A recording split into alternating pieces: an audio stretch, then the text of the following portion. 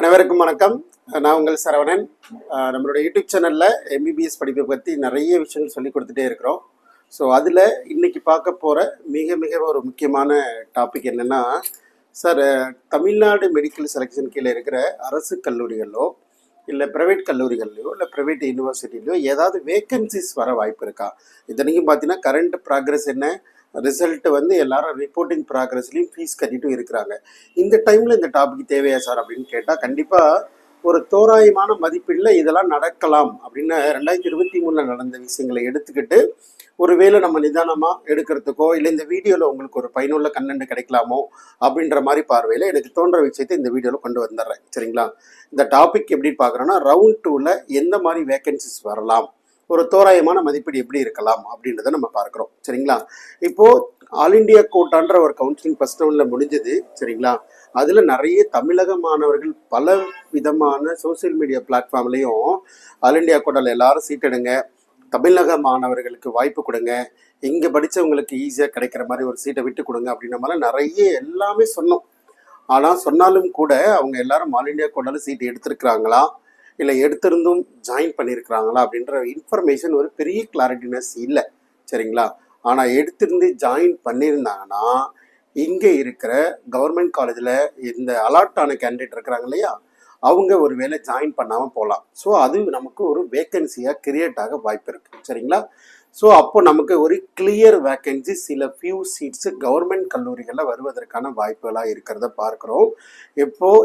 எப்படி வரலாம் வாய்ப்பு இருக்குது அப்படின்னா, கவர்மெண்ட் கல்லூரியில் அவங்க ஆல் இண்டியா கோட்டாவில் எடுத்த சீட்டை பயன்படுத்திருக்கலாம். அதனால் அது வந்து வேக்கன்சிஸ் வருன்ற மாதிரி ஒரு பாயிண்ட் எடுத்துக்கலாம்.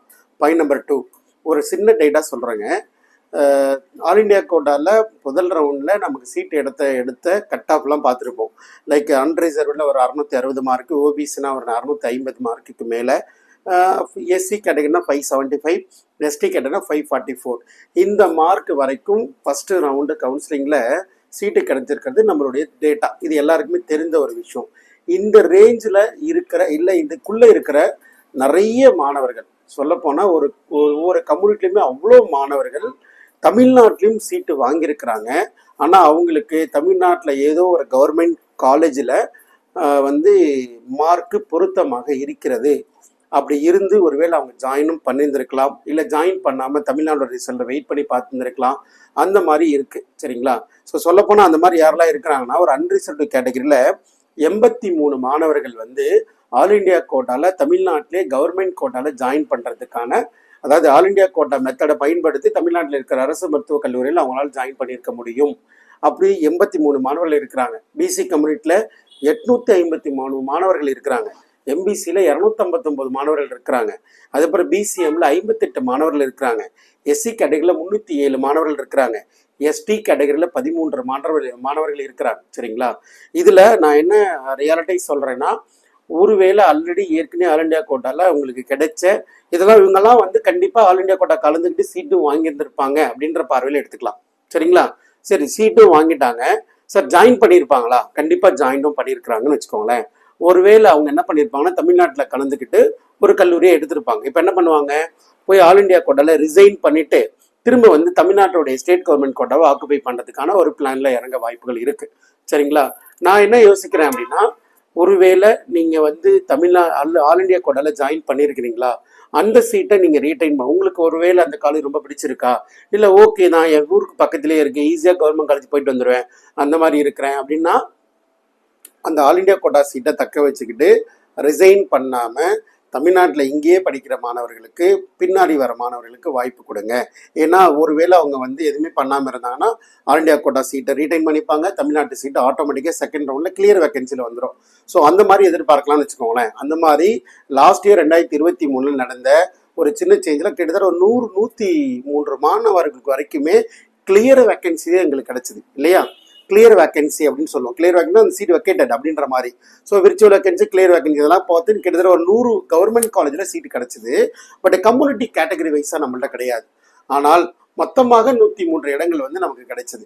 அது மாதிரி இந்த வருடம் ஒருவேளை உங்கள் பக்கத்தில் ஒரு ஸ்டூடெண்ட் இருக்கிறாரா, இல்லை உங்களுக்கு எப்படியா இருந்தாலும் எல்லா நீட் படித்த ஸ்டூடெண்ட்டும் அவர் கூட கிளாஸ்மேட்டு, அவர் 650 மார்க்கு 600 யாராவது ஒருத்தராவது உங்கள்கிட்ட இருப்பாங்க. Just make a request. அவங்க அது மாதிரி ஆல்ரெடி சீட்டு வாங்கியிருக்கிறாங்களா, மேபி அவங்க ரீடைன் பண்ணுறாங்களா, அவங்கள என்கரேஜ் பண்ணுங்கள், அவங்கள்ட்ட எடுத்து சொல்லுங்கள் ரியாலிட்டியை. ஏன்னா எனக்கு தெரிஞ்சு என்னுடைய ஸ்டூடெண்ட் சொல்லப்போனால் எனக்கு ரொம்ப தெரிஞ்ச ஸ்டூடெண்ட் ஆல் இண்டியா கோட்டாவில் எம்எம்சியில் ஜாயின் பண்ணார். அதாவது ஆல் இண்டியா கோட்டாவில் எம்எம்சியில் ஜாயின் பண்ணாங்க. திரும்ப ஸ்டேட் இதில் கலந்துக்கவே நான் சொல்லலை, வேண்டாம் கலந்துக்கவே வேண்டாம், already you got the maximum அப்படின்ற மாதிரி சொல்லி அதை கலந்துக்கவே விடலை எம்பிசி கம்யூனிட்டி. ஸோ அந்த மாதிரி அவங்க வந்து அந்த காமன் பிளாட்ஃபார்முக்கே வரலை. ஸோ அந்த மாதிரி எல்லா மாணவர்களுக்குமே ஒரு யதார்த்தமான அவங்க தேடுதல், ஓகே எனக்கு இதுவே போதும், நான் எடுத்திருக்கிறத தக்க வச்சுக்கிறேன், தமிழ்நாடு ஸ்டேட் ஒரு சீட்டு வேண்டாம், அது கிளியர் வேக்கன்சியாக போகட்டும், அடுத்து ஒரு மாணவர் வரட்டும், அந்த ஒரு காரணத்துக்காக தான் இந்த டைமில் இந்த வீடியோவை நான் கொண்டு வரணும்னு ஆசைப்பட்றேன். சரிங்களா?